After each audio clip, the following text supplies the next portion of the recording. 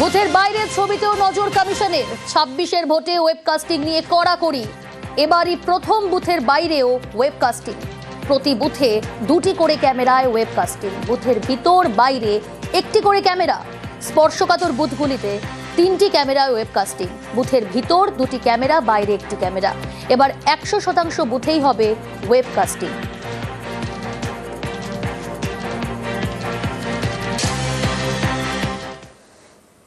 গতকালই ব্রিগেডে নরেন্দ্র মোদী সভা করেন, কিন্তু তার আগেই আমরা দেখলাম তৃণমূল বিজেপির সংঘর্ষে রণক্ষেত্র হয়ে ওঠে গিরিশ পার্ক।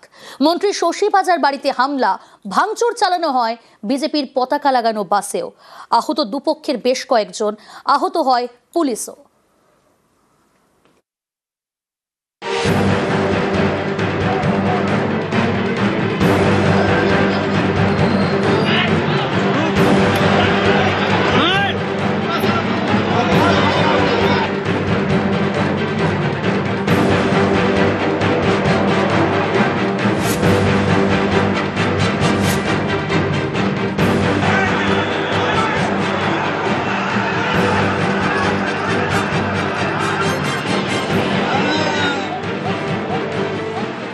শনিবার দুপুর গিরিশ পার্কে ধুন্ধুমার।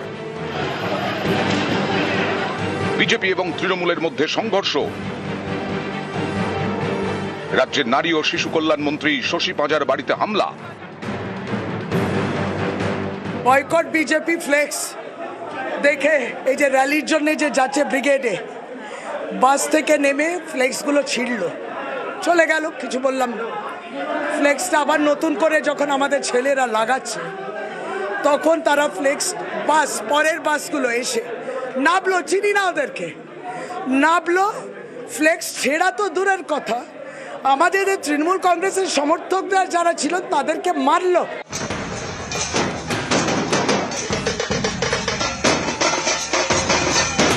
শনিবার ব্রিগেডে নরেন্দ্র মোদীর সভা। নানা জায়গা থেকে বিজেপির মিছিল ব্রিগেডমুখী। তেমনি শ্যামবাজারের দিক থেকে বিজেপি সমর্থকদের নিয়ে যাচ্ছিল বাস। গিরিশ পার্কে পৌঁছতেই হাওয়া গরম। তৃণমূলের অভিযোগ, বাস থেকে নেমে ফ্লেক্স ছিঁড়ে দেন বিজেপি কর্মী সমর্থকরা। সেখান থেকে গন্ডগোলের সূত্রপাত, শুরু হয় তুমুল ইট বৃষ্টি। গিরিশ পার্কে মন্ত্রী শশী পাজার বাড়ি। তার বাড়িতে হামলা চালানোর অভিযোগ বিজেপির বিরুদ্ধে। মন্ত্রীর বাড়ির দরজায় লাঠি।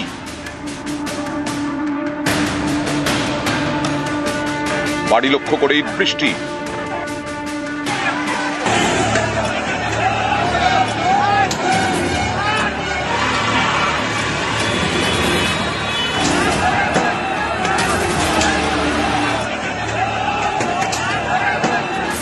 ভেঙে দেওয়া হয় জানলার কাঁচ। যে বাড়িতে ইট ছোড়া হয়েছে বলে বাড়ির যে বাইরে যে কাঁচ জানলা সম্পূর্ণভাবে ভেঙে গেছে। দেখতে পাচ্ছ যে বড় বড় যে পাথরের যে টুকরো, ইটের যে টুকরো, তা এখনো পর্যন্ত ঘরের মধ্যে বিভিন্ন জায়গাতে তা এখনো পর্যন্ত পড়ে রয়েছে বলে তারা অভিযোগ করছেন। বিজেপি সমর্থকদের বাসে ভাঙচুর চালানো হয়। অভিযোগের আঙুল তৃণমূলের দিকে। তৃণমূলের লোকরা মারছিল, ইট রানিং অবস্থায় গাড়ি যাচ্ছিল আমাদের। এই দেখুন বাসে বাসে বাসে আমরা শুয়ে পড়তে বাধ্য হয়েছি লাস্টে।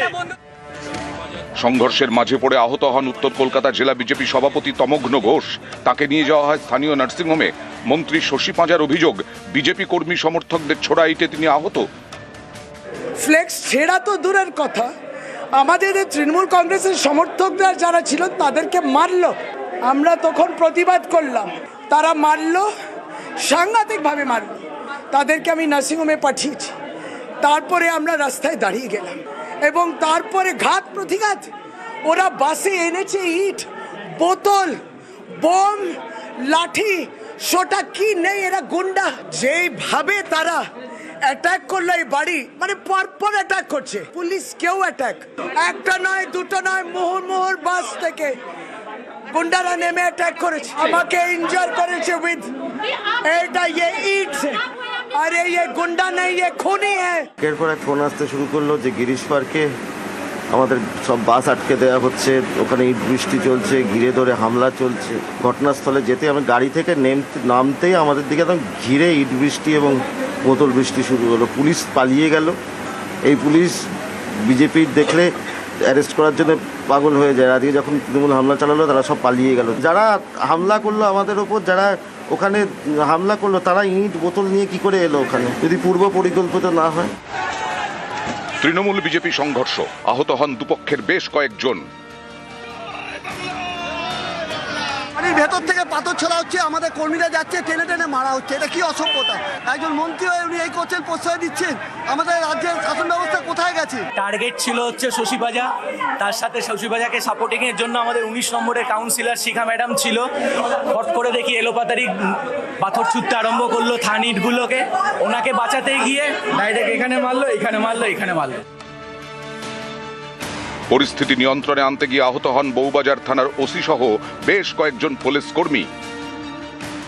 তো ওখানে ছিলাম, তো ঝামেলা হচ্ছিল, তার মধ্যে ছোড়াছড়ি করে। নিউজ 18 বাংলা।